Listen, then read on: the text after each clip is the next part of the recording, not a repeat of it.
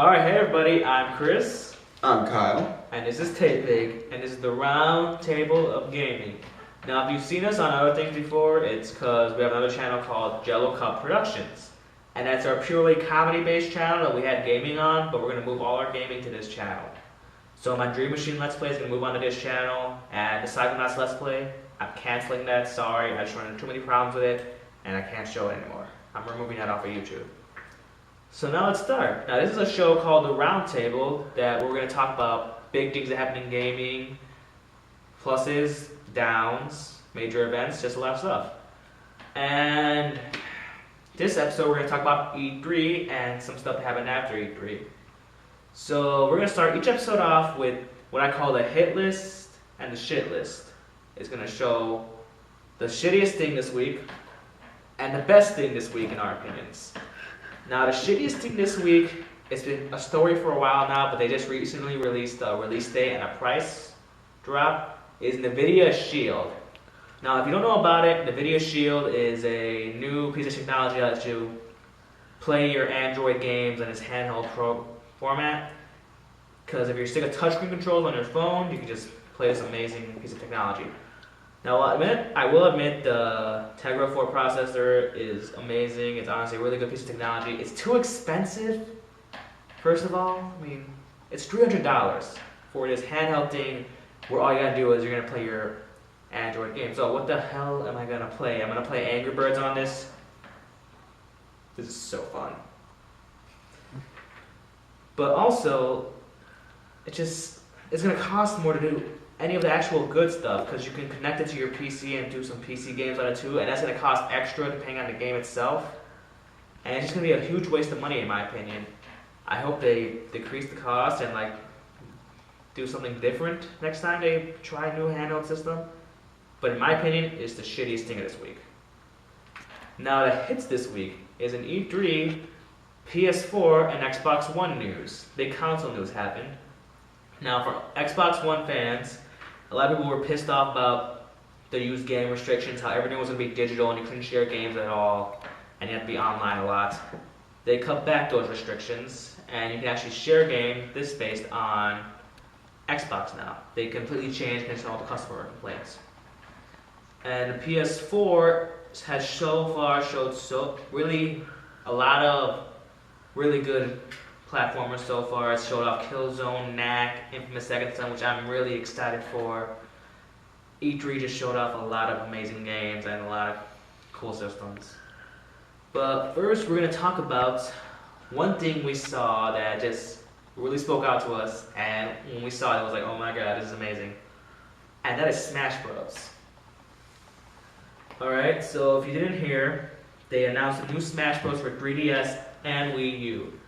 So both the Smash Bros. Games are going to have the same roster of characters, the same number of characters in both, but they're going to have some different stages. Wii U is going to have more console-based stages, and 3DS and more handheld stages. Now you can see here's the confirmed characters so far. The newcomers are Villager from Animal Crossing, Mega Man, and the Wii Fit Trainer. Oh yeah, work it, Wii Fit Trainer, work it. Now the cool thing is they completely shown off these characters. Like Mega Man can literally use all the abilities he learns in the game from defeating bosses. Villager can use his pickup ability, so Samus can shoot missiles at him and they'll just pick him up and hit him back at her.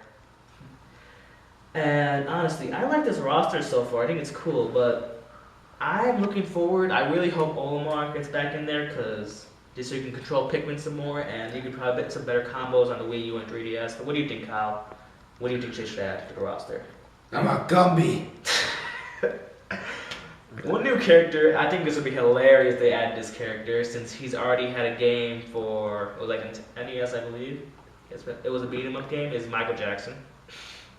Just throwing it out there, if you played Michael Jackson Moonwalker.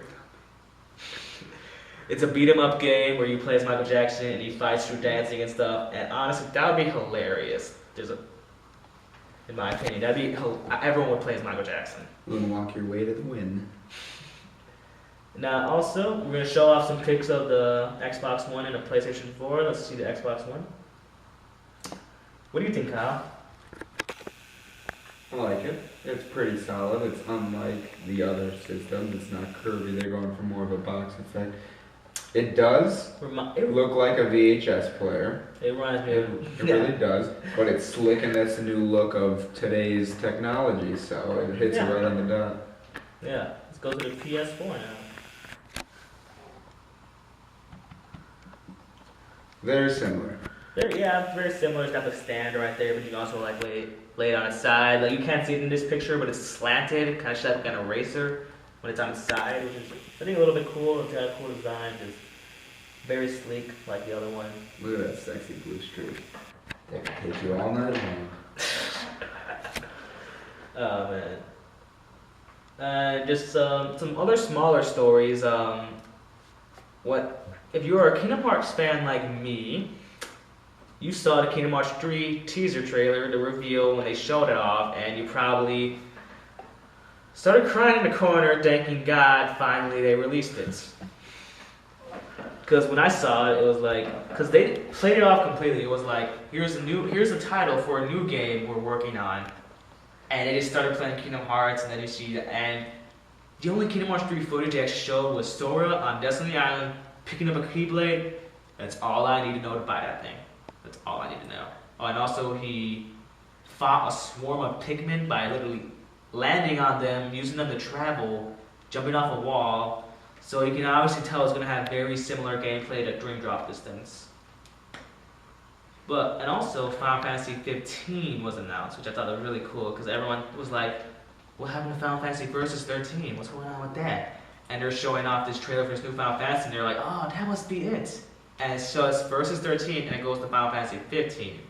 So it's like, yeah, we trolled you. So those are two games I was really excited about seeing. What about you, Kyle? Any games stand out to you? The new Dead Rising. It's going to be an Xbox exclusive, so anyone who's a Dead Rising fan, you better buy an Xbox One, because that's where it's going to be. Hey, Fez 2 is not going to be an Xbox One, though.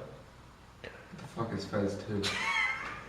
For those of you who don't know, Fez was an indie platformer that released on the Xbox and Steam market, and it did really good, but the creator of the game had so many problems with Xbox because he had to make this new patch for people who played the game, but they're Is really that fucking Pokemon? You ask now? Yeah, this is a Pokemon. Okay. Look back to Fez, pretty much created the game.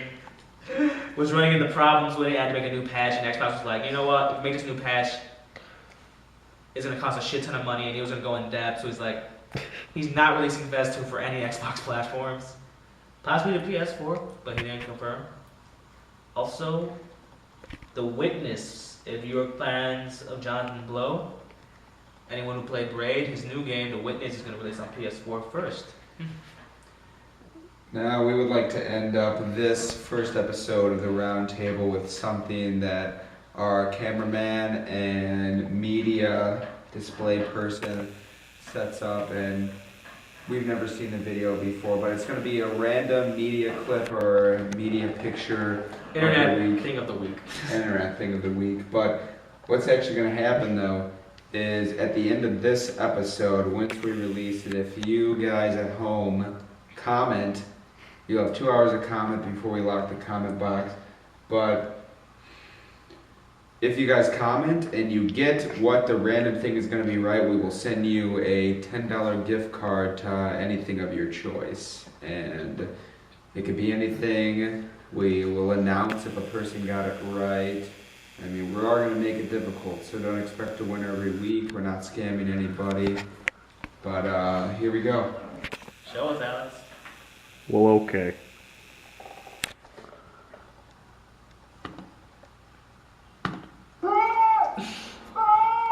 What is this?